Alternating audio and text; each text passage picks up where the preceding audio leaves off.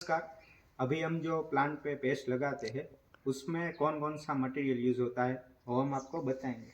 तो अभी ये जो आप देख रहे हो ये गेरू है, अभी ये है कॉपर सल्फेट है, और जो ये चूना है इंस्टेंट वो है।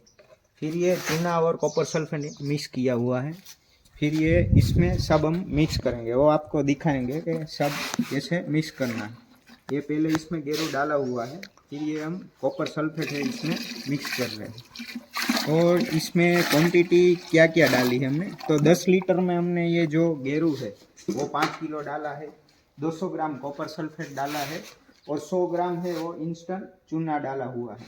और एक प्रोडक्ट जो अगली है ये थायोमिथोक्साम जो आप देख रहे हो, वो 30% वाली जो एफएस है वो है, वो 10 लीटर में 30 ml डालना है।